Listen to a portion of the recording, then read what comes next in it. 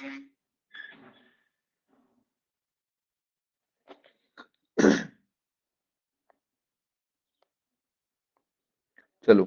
मृत गर्भ से देखना था आज अपने को।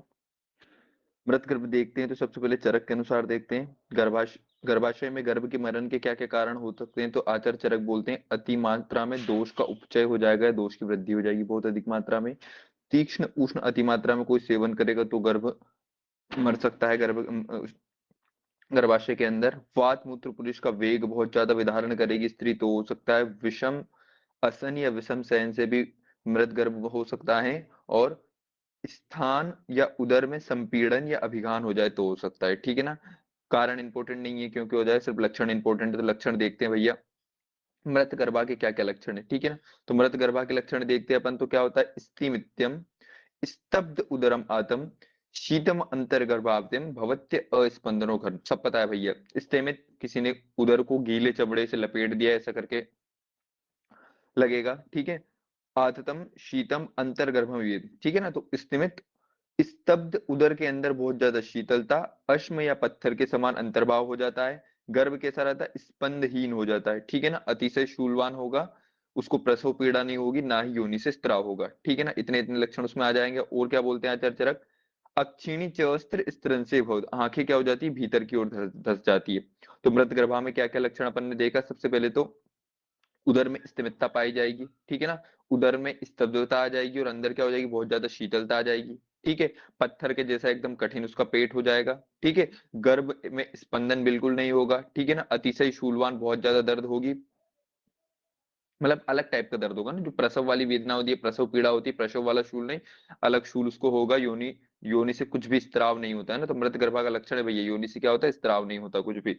और अक्षणी च स्तन से आंखें भीतर की ओर धस जाती है। अर्थी बहुला, स्त्री में क्या होगी, बहुत ज्यादा अर्थी होगी।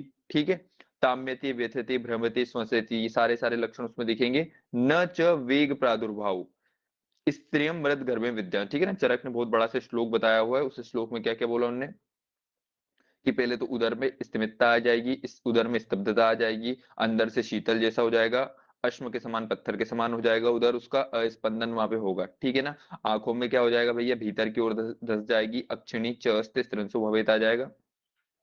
और ताम्यति व्यथति भ्रमति श्वसति अर्ति बहुलच, अर्ति उसको बेचैनी बहुत ज्यादा होगी और वेग का प्रादुर्भाव नहीं होगा। ठीक है ना, फिर अंतर्मृत गर्भ की चिकित्सा बताइए उन्होंने, कैसी बताई, अथर्वेदोक्त मंत्रों से करना चाहिए। ठीक है, अथर्ववेद वाले मंत्रों से किसकी चिकित्सा करनी चाहिए, अंतर्मृत गर्भा की चिकित्सा करनी चाहिए। ठीक है ना, अपन ने उधर देखा था मूड गर्भ वाली च्यवन मंत्र से कर रहे थे। ठीक है ना, तो अंतर्मृत वाला अ से अंतर, अ से अथर्ववेद है ना, ज्यादा कोई दिमाग नहीं लगाना। च्यवन वाला मूड गर्भ की चिकित्सा कर रहे थे, ये अंतर्मृत वाले की चिकित्सा कैसे कर रहे हैं, अथर्ववेद युक्त मंत्र से कर रहे थे। ठीक है ना, सुश्रुत के अनुसार देखते हैं अंतर्मृत गर्भ क्या होता है। तो मैंने जब सुश्रुत का वो पढ़ाया था, क्या बोलते हैं, मूड गर्भ वाला, असाध्य मूड गर्भ का लक्षण अपन ने देखा था ना, निशी करके स्क्वायर क्यों आता है ना, उसमें निरपत्रता और ऐसे करके चार लक्षण देखे थे। वैसे ही उसी चैप्टर में सुश्रुत निदान 8 में दे रखा है क्या, अंतर्मृत गर्भ के लक्षण, तो गर्भम अस्पंदनम आविनाम प्रणाश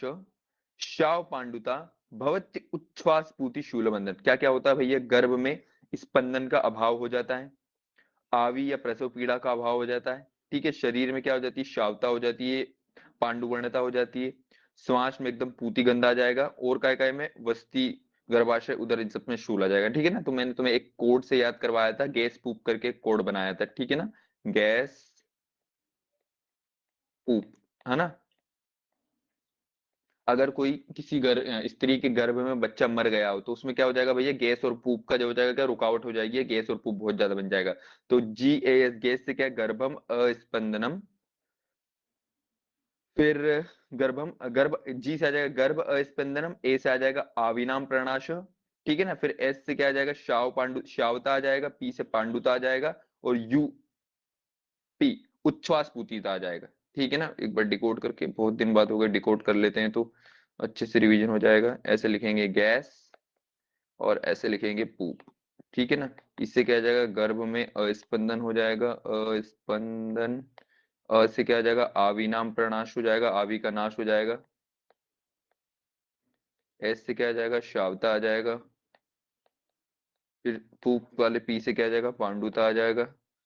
और आखिरी में यूपी मतलब क्या, उच्छ्वास पूतीत, उच्छ्वास,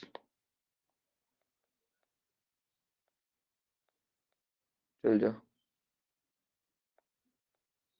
उच्छ्वास पूती। ठीक है।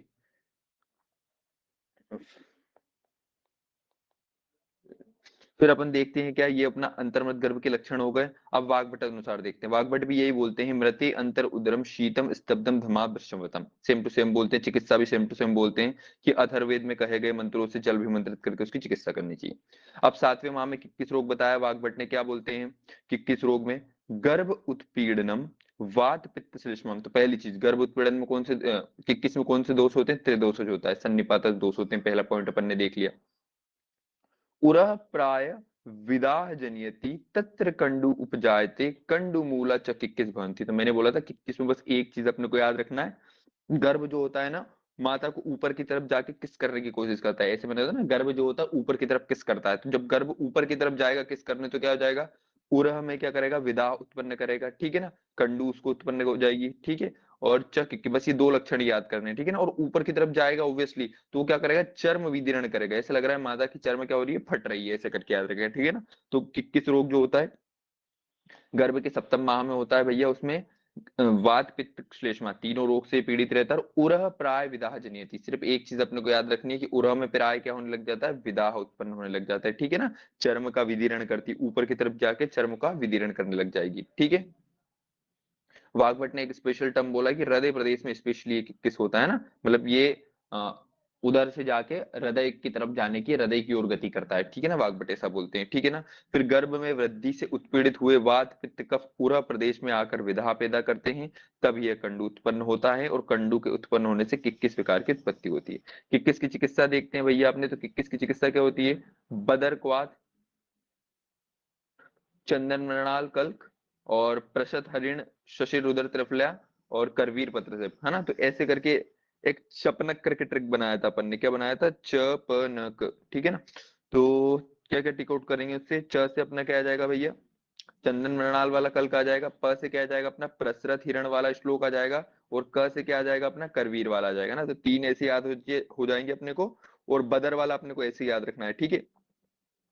नहीं, बदर को वो लिख पढ़ते हैं, क्या बोलते हैं,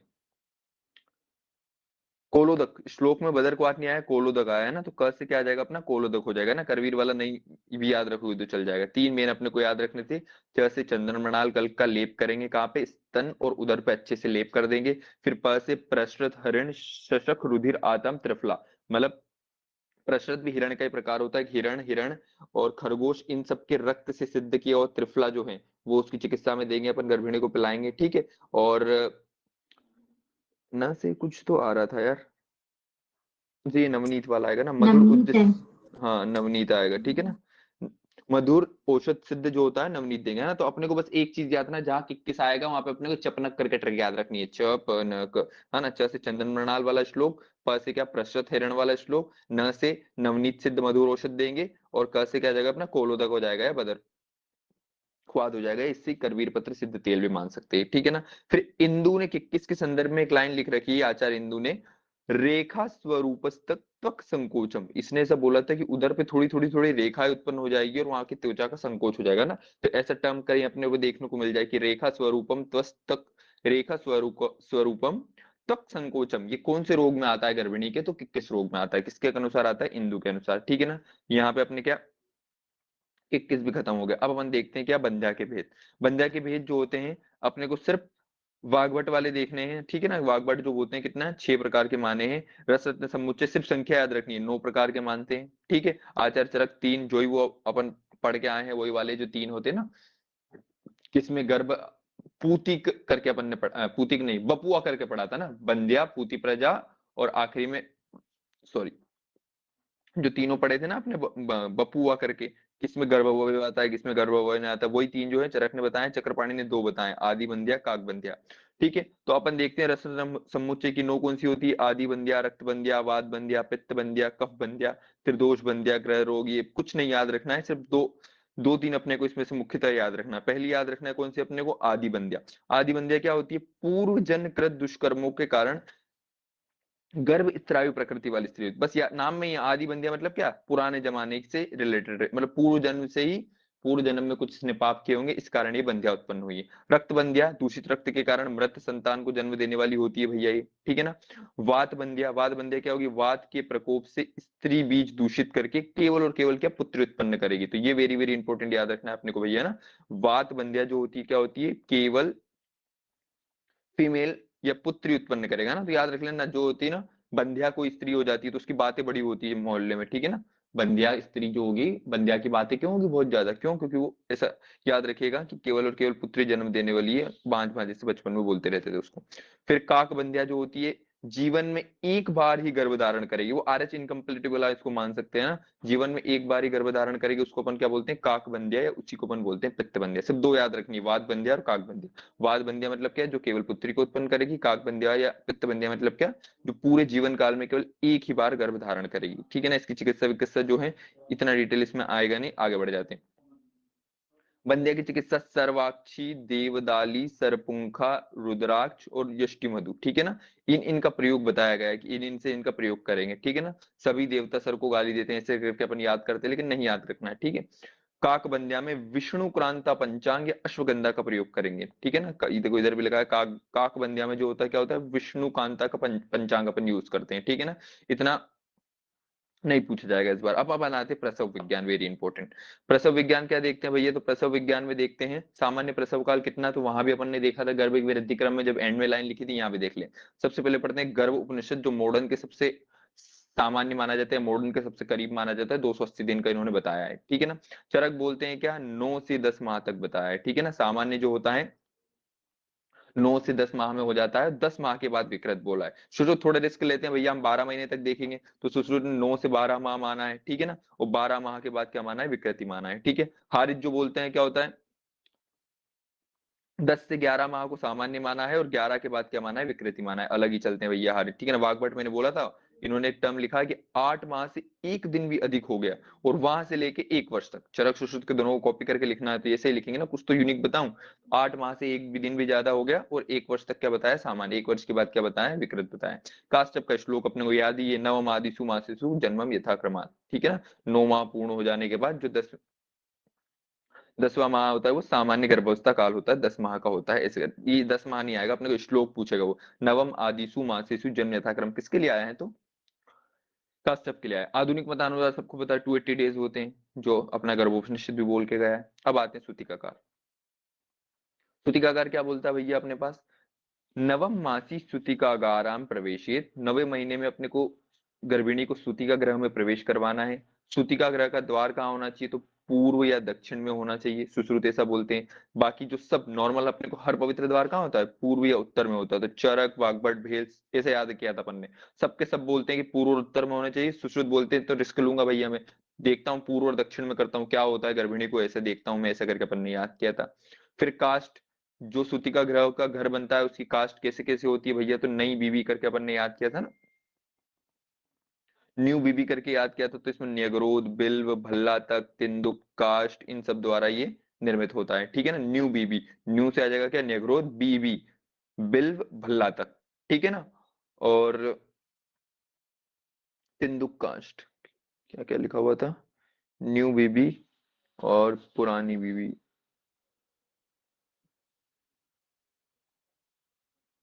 ठीक है। न्यू वेव से याद करना, नेग्रोथ, बिल्व, भल्ला तक, तिंदुक, कास्ट इन सब द्वारा निर्मित रहता है ना। चरक ने थोड़ा सा अलग बोला है ना, नेग्रोथ की जगह खदिर बोल दिया, ठीक है ना। इतना इसमें नहीं पूछेगा अपने को, सूतिका को याद रखना चाहिए। नेग्रोथ, बिल्व, भल्ला तक, नई बीबी की जो लकड़ी होती है ना, नई बीबी की कास्ट से इन सबसे अपने को करना है, सूतिका का ग्रह बनवाना है। सूतिकागार का प्रमाण कितना होता है, तो 8x4, वेरी लंबाई चौड़ाई में कंफ्यूज नहीं होना भैया, ओब्वियसली लंबा ज्यादा होगा चौड़ा कम होता है। तो 8x4, बहुत छोटा घर बनाते हैं सूतिका, सूतिकागार, ठीक है ना। 8x4 क्या होती है, इसकी लंबाई चौड़ाई रहती है, ठीक है ना। प्रसव का कारण देखते हैं, सबको होता है प्रसव कैसे स्वभाव से होता है भैया, सुश्रुत बोलते हैं। तो सुश्रुत बोलते हैं नाड़ी निबंध मुक्ति काल के प्रमाण से, ये स्वभाव से क्या होता है, प्रसव होता है। जिस तरह समय के परिणाम के कारण पक्व फल अपने व्रंत से मुक्त होकर नीचे गिर जाता है, उसी प्रकार काल के स्वभाव से गर्भाशय से गर्भाशयस्थ गर्भ अपने बंधन से पृथक होकर जन्म को ग्रहण करता है, ठीक है ना, यही कहीं लिखा है भाई, ज्यादा ध्यान नहीं देना है। कालस्य परिमाणे मुक्तम वृंदात यथा फलम प्रपद्यते स्वभावेन न अन्यथा पतति ध्रुवम, श्लोक भी लिखा है ना, एव काल प्रकर्षेण मुक्ता नाड़ी विबंधनात् गर्भाशयस्थ यो गर्भो जनियात प्रश्रम, ठीक है ना, जिस प्रकार गर्भ का समय पूरा हो जाता है तो गर्भ की नाभि नाड़ी से वो अपने स्वभाव से ही मुक्त होकर बाहर की ओर आने लग जाता है। भेल का अपने को याद ही है भैया, भेल क्या बोलते हैं, गर्भ में संपूर्णता आ जाती है। इसके कारण क्या हो जाता है भैया, गर्भ ऑटोमेटिक उससे निकल जाता है, तो है ना, भेल क्या बोलते हैं, गर्भ में क्या आती है, संपूर्णता आ जाती है। ओब्वियसली भैया भेल में जो होती है, भेल जो कंपनी होती है वहां पे संपूर्ण कलर के लोहे के आर्ट्स बनते हैं, ऐसे करके अपन ने याद किया था। हारित हारे हुए आदमी को क्या होता है, वैराग्य हो जाता है, तो हारिज्ञ बोलते हैं गर्भ का, गर्भाशय से क्या हो जाता है, वैराग्य हो जाता है ना, जाति से वैराग्यम गर्भवासम कारणम, है ना। तो क्या क्या बोला, चरक ने बोला स्वभाव, भेल ने बोला गर्भ की संपूर्णता, और हारित ने बोला वैराग्य। तीन बुलेट पॉइंट अपने को बस इसमें याद रखना है। अब चरक कुछ कुछ बोलते हैं, चरक बोलते हैं प्रजनन काल के कुछ लक्षण होते हैं, है ना, प्रजनन काल के लक्षण अपने से कोई नहीं पूछता, अपने को सुश्रुत कटम्बस याद रखना है, प्रजायनी, उपस्थित प्रसवास, अन्न प्रसवार, ये सब, है ना, लेकिन फिर भी लिखा है चरक का तो थोड़ा सम्मान में पढ़ लेते हैं। क्लमोगात्राणाम ग्लानि आननस्य अक्षणो शैथिल्यम विमुक्त बंधनस्यम एव वक्षस्य कुक्षे स्त्रवम अधो गुरुत्वम वंक्षण कटि कुक्षि पार्श्व पृष्ठ निस्तोदम योनि प्रस्तरम अन्न अभिलाष, ऐसा करके लिखा है। क्या क्या लिखा है भैया, तो पहले देखते हैं। स्त्री को क्या होने लग जाएगा, क्लम होने लग जाएगा, ठीक है, उसके पूरे के पूरे शरीर में क्लम होने लग जाएगा। ग्लानि आननस्य अक्षणो शैथिल्यम, ठीक है ना, उसके मुंह पे एकदम, मुख पे ग्लानि आने लग जाएगी, आंखों में शिथिलता उत्पन्न हो जाएगी ना। तो पहले फुल बॉडी के सिम्टम देख लेते हैं भैया, है ना, कि किसको प्रजनन काल आने वाला है। उस स्त्री में सबसे पहले तो उसकी पूरी बॉडी दुखने लग जाएगी, चेहरे पे एकदम ग्लानि आ जाएगी, उसकी आंखों में शिथिलता आ जाएगी, ठीक है ना। विमुक्त बंधनम एव वक्षस्य कुक्षेत्रम, ऐसा लगता है उसको कि उसकी कुक्षी जो है, हृदय प्रदेश और कुक्षी प्रदेश के बीच में जो बंधन था वो बंधन मुक्त हो रहा, उसको ऐसा लगने लग जाता है ना। तो विमुक्त बंधनम बक्षे, ऑब्वियसली विमुक्त बंधन हुआ तो ऑप्शन में यही देगा, उपस्थित प्रसवा प्रजनन काल का लक्षण ये है, तो अपने आसानी से बन जाएगा कि किस वाले में मुक्त बंधन जो होते हैं मुक्त होते हैं वक्ष से, ठीक है ना, वक्ष से मतलब उरव प्रदेश से और कुक्षी प्रदेश के बंधन मुक्त हो गए, ऐसा किसमें लगता है, तो प्रजनन काल में लगता है, चरक ने बताया। अधो गुरुत्तम वंक्षणम, वंक्षण प्रदेश के अधो भाग में क्या होती है, गुरुत्व होने लग जाती है। कौन कौन से, वंक्षण कटी कुक्षी पार्श्व पृष्ठी, इन सब में निस्तोध होने लग जाएगा। और योनियम प्रस्तरवण, योनि से कुछ कुछ निकलने लग जाएगा। अन्न अभिलाषा, अन्न खाने की इच्छा उसको नहीं होगी, ठीक है ना। प्रजनन काल के कुछ लक्षण देख लिए। इसके अनंतर आवि प्रादुर्भावनम प्रसेकश्च गर्भोदकम, इसके बाद मतलब प्रजनन काल के बाद कौन से लक्षण देखते हैं, तो आवी का प्रादुर्भाव होगा और गर्भोदक का क्या हो जाएगा, प्रसेक हो जाएगा, निकलना। तो चरक ने केवल प्रजनन काल के लक्षण बताए और अलग हट गए, है ना, लेकिन अपने को इतने में तो काम चलेगा नहीं, तो अपन क्या याद करते हैं, सुश्रुत का याद करते हैं। सुश्रुत ने तीन, पहले सबसे पहले प्रजायनी के लक्षण बताए हैं, फिर उपस्थित प्रसवा बताए हैं, ठीक है ना। तो प्रजायनी मतलब क्या, जाते ही शिथिले कुक्ष, तीन इसकी एमटी पे लक्षण अपने को याद करने थे प्रजायनी के, केजीएच करके अपन याद करते हैं। सबसे पहले क्या हो जाता है, कुक्षी में क्या हो जाएगी, शिथिलता उत्पन्न हो जाएगी, हृदय से बंधन क्या हो जाएंगे, मुक्त हो जाएंगे, और जांग में उसकी क्या बहुत ज्यादा शूलता उत्पन्न हो जाएगी, ठीक है ना। तो तीनों अपने को रटे हुए रहते हैं। प्रजायनी के लक्षण क्या होती है भैया, कुक्षी में शिथिलता उत्पन्न हो जाएगी, हृदय के सारे बंधन मुक्त हो जाएंगे, और जघन प्रदेश में उसको शूल होने लग जाएगा, ठीक है ना। केजीएच करके अपन ने याद किया था, ठीक है। प्रजायनी के लक्षण हो गए भैया, शिथिलो कुक्षे मुक्ति हृदय बंधने सशूले जघने नारी गया, तो प्रजायनी कुक्षी में शिथिलता, हृदय बंधन से मुक्ति, और जघन प्रदेश में शूल। अब आते हैं उपस्थित प्रसवा के लक्षण। उपस्थित प्रसवा क्या बोलती है अपने पास, तेषाम उपस्थित प्रसवाया कटी पृष्ठ प्रति समन्त वेदनात्, ओब्वियसली भैया ऊपर प्रसव आ ही गया है, उपस्थित हो ही गया है, तो क्या करेंगे, कटी पृष्ठ के चारों तरफ बहुत तीव्र वेदना होगी, ठीक है ना। भवत्य अभीक्षणम पुरुष प्रवृत्ति, वेरी वेरी इंपॉर्टेंट, प्रसिच्यते, तो देखो एक एक साथ याद करेंगे, दो अलग अलग हिंदी में लिख रखे हैं। पुरुष और मूत्र की क्या होने लग जाती है, प्रवृत्ति होने लग जाती है। तो याद रखना, जब बहुत ज्यादा प्रेशर लगता है, अपान वायु बहुत ज्यादा जोर डालती है, तो गर्भ के निकलने से पहले थोड़ी सी मात्रा में मूत्र निकलता है, और पुरुष भी निकल सकता है ना, तो पुरुष मूत्र की प्रवृत्ति भी थोड़ी सी हो सकती है। योनि मुख से श्लेष्मा का आना, वेरी वेरी इंपॉर्टेंट, योनि मुख से अगर श्लेष्मा आ रहा है, समझ लो क्या हो रहा है, वो उपस्थित प्रसवा के लक्षण है। तो आचार्य चरक सुश्रुत क्या बोलते हैं, प्रजायनी के लक्षण अपन ने तीन तीन देख लिए, कि कुक्षी में शिथिलता हो गई, और क्या बोलते हैं, हृदय बंधन से मुक्ति हो गई और जघन प्रदेश में शूल हो गया। इसके बाद अगली स्टेज क्या आएगी, तो उपस्थित प्रसवा बोलेंगे अपन। उस उपस्थित प्रसवा में क्या होगा, कटी पृष्ठ प्रतिसमंत वेदना, कटी और पृष्ठ के चारों तरफ एकदम तीव्र वेदना होने लग जाएगी। थोड़ी सी मात्रा में पुलिस की प्रवृत्ति होगी, थोड़ी सी मात्रा में योनि का प्रसिंचन होगा, और योनि की मुख से क्या निकलने लग जाएगा, श्लेष्मा निकलने लग जाएगा। ठीक है ना, सुश्रुत वेदना बोल के निकल गए भैया प्रसव की। भाव प्रकाश आ जाते हैं। भाव प्रकाश ने आसन्न प्रसवा का वर्णन किया, तो ऐसा पूछेगा कि आसन्न प्रसवा का लक्षण किसने किया, तो भाव प्रकाश और अष्टांग संग्रह ने किया है। ठीक है ना, क्या बोला है इन्होंने, आसन्न प्रसवा के वही जो सुश्रुत को कॉपी करके लगाया, कटी पृष्ठ में वेदना होगी, मलमूत्र की प्रवृत्ति होगी और श्लेष्मा निकलेगा। ठीक है ना, फिर देखते हैं अपना काश्यप क्या बोलते हैं, बाल जन्मात उपक्रम।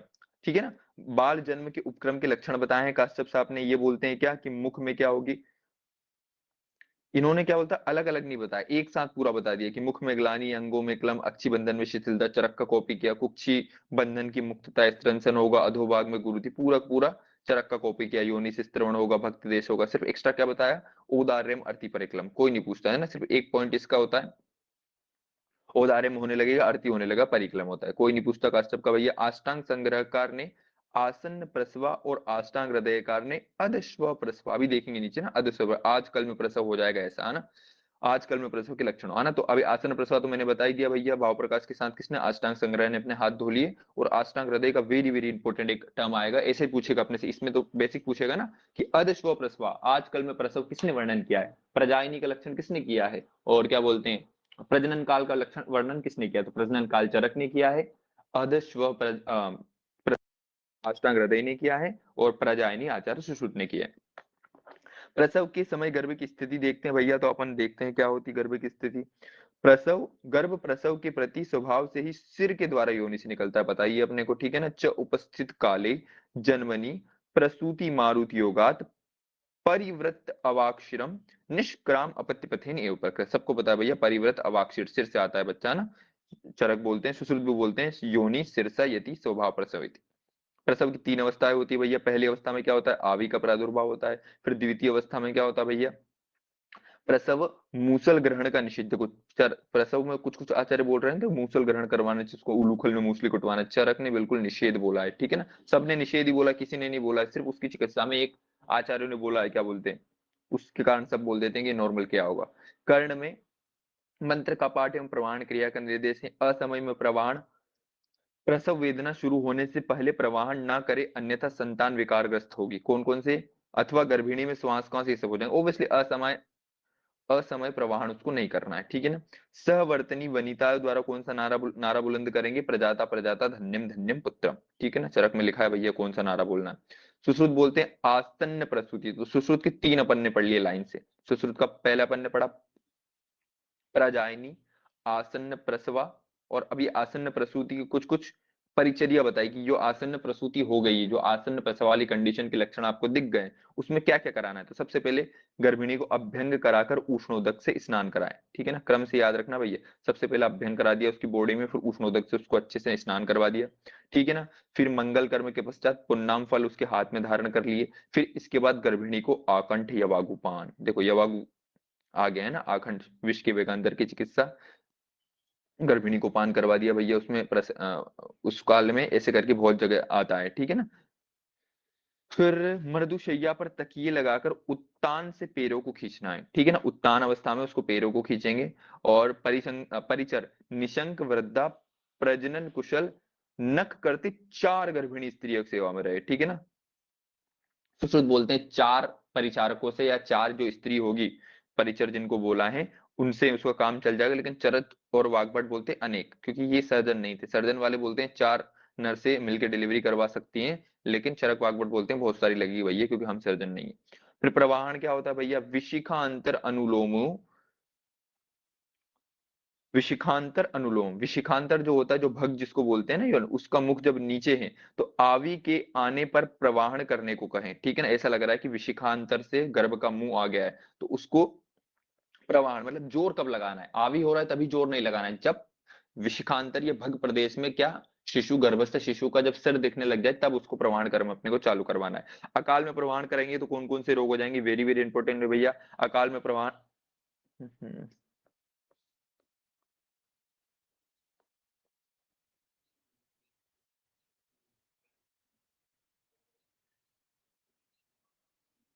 हम्म।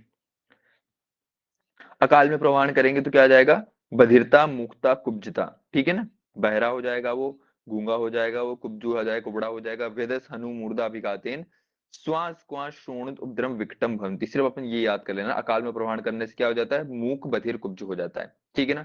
तृतीय अवस्था प्रसव पश्चात के बाद अपरापातन करवाए, ये सब बस पूछता है, गर्भ की कौन सी अवस्था में अपरापातन करवाते हैं, तो तृतीय अवस्था में करवाते हैं, ठीक है ना।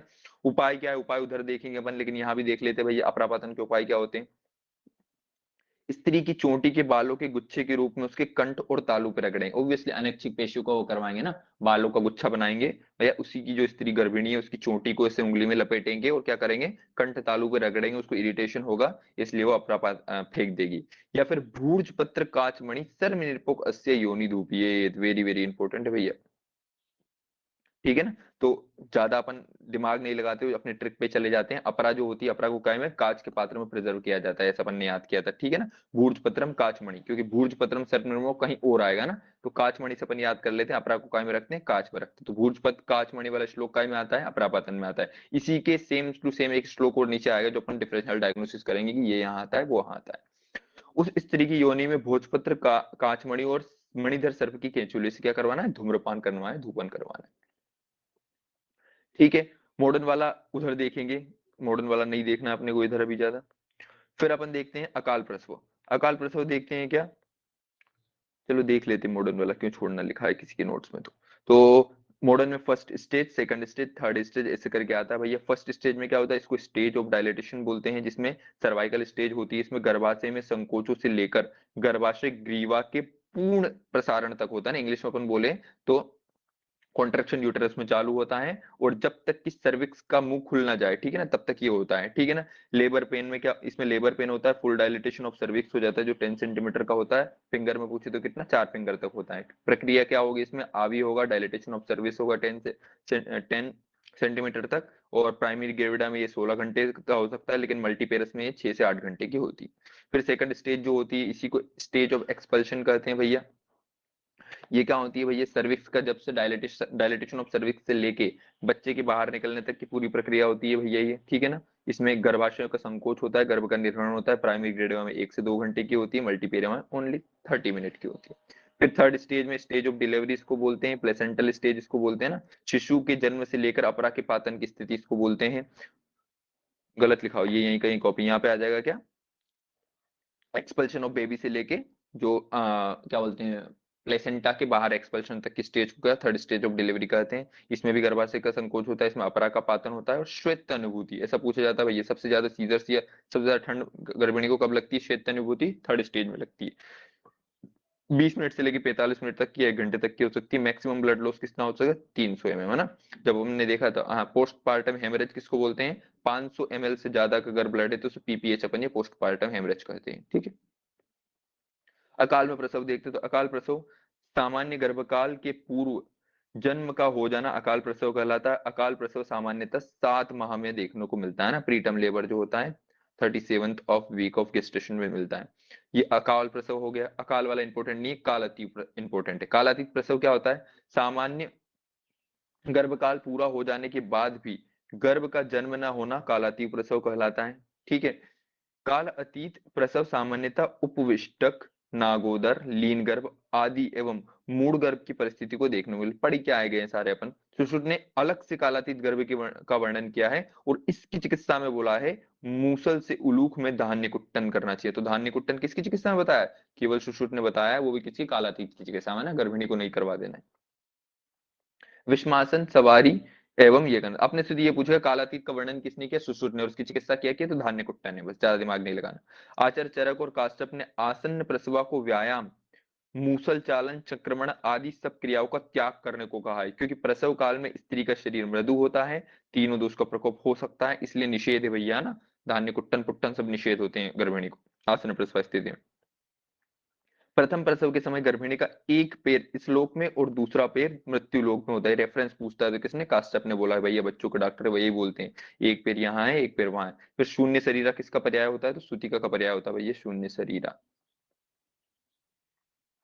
अब गर्भ संघ, वेरी वेरी इंपॉर्टेंट चीज, गर्भाशय से गर्भ बाहर न निकलने को गर्भ संघ या रिटेंशन ऑफ फीटस कहते हैं। गर्भ संघ वस्तुतः गर्भाशय कि थक कर शिथिल हो जाने को, ये यूटेराइन इनर्शिया का ही परिणाम हो सकता है। इसके कारण क्या होते हैं गर्भसंग के? तो 3 कारण होते हैं, वेरी वेरी इंपॉर्टेंट। कौन कौन से 3 कारण होते हैं भैया? गर्भ का प्रतिलोम या विषम स्थिति में, गर्भ का प्रतिलोम या विषम स्थिति में आना ये होगा। मलाशय या मूत्राशय का भरा होना, अकाल में प्रवाहन या प्राप्त काल में अपराहन। इन देखो मतलब ये इसकी ऐसी, एक मिनट यार, व्हाट्सएप से मैसेज आ रहा है।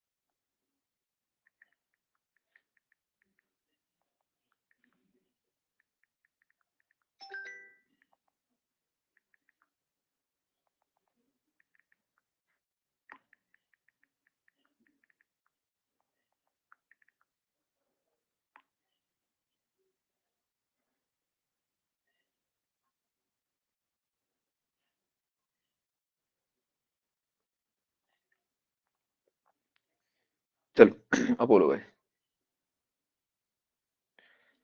फिर अपन देखते हैं क्या, गर्भ संघ जो होता है ना, मतलब ऑब्वियसली गर्भ संघ कब होगा? जब बहुत ज्यादा अपन ने आवी का प्रादुर्भाव हुआ, बहुत ज्यादा यूटेरस में कॉन्ट्रेक्शन हुए, वो गर्भ को निकालने की बहुत ज्यादा कोशिश करी, लेकिन थक हार के उसने गिव अप कर दिया कि भैया नहीं निकल पा रहा। तो क्या, कौन कौन से स्टेजेस में हो सकता है?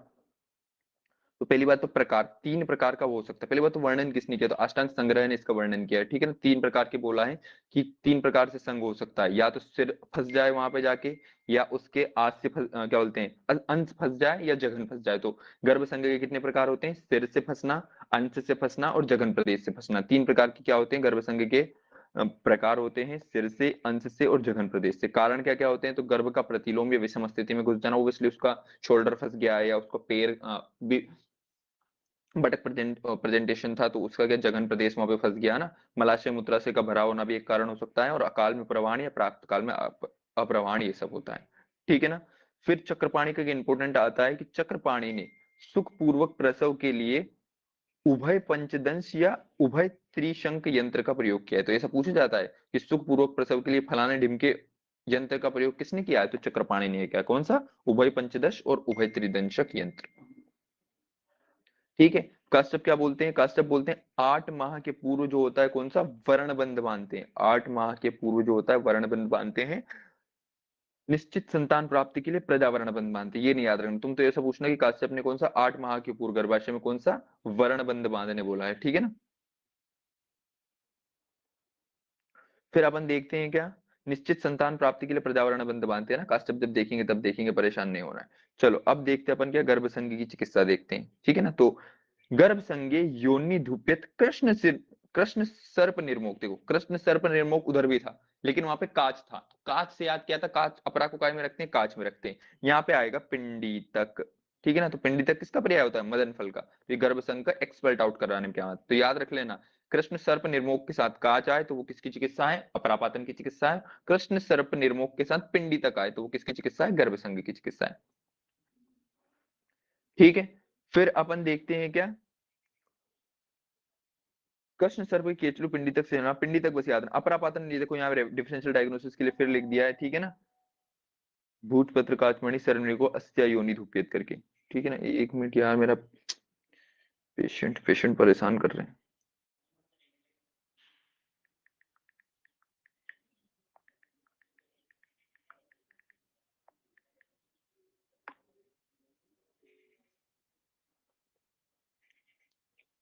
हेलो, हाँ क्यों आया अभी वो? ये जो पेशेंट आया है, अपनी रिपोर्ट, इसको कहा गया था कि रिपोर्ट लाके दिखा दीजिएगा। हाँ हाँ। तो ये मतलब 2 रिपोर्ट इनकी आई हुई है, ठीक है। हाँ। तो इनको कैसी वाले मतलब कैसे 11 जाके दिखा लीजिएगा, उस टाइम में आया नहीं है, अभी हाँ आया लेके। हाँ। फिर मतलब की रिपोर्ट देख के मतलब मरीज को बुला के वो चीरा लगाएंगे सर। अच्छा चीरा लगाएंगे, तो वो बहुत लगाएंगे, एक काम कर उसको, उसको यूआरएल मार्कर तो आगे, कल बहुत रेफरेंस देखने गए थे ना किसी में, शायद वो डेली ड्रेसिंग के लिए आएगा, पर वो पेशेंट को अपने यहाँ ही वो करवाना है, वायरल उसको बोल के मैं जाके देखूंगा, उसको बोलते बॉस आएंगे शाम में, एक बार देख लेंगे। हाँ आधे घंटे, 6 बजे तक बुला उसको। फिर शायद मुझे ड्रेसिंग करने जाना पड़ेगा ना ऊपर कैसे। मैं चला जाऊंगा, उसको बोल दे भिजा दे। उसको बॉस ने कल रेफरेंस देखा था ना अंकित, चल मैं वो अंकित से बात करके आ जाऊंगा, उसको काय के लिए देखा है ना। उसको बोला भिजा दे अभी, है ना। हाँ हाँ।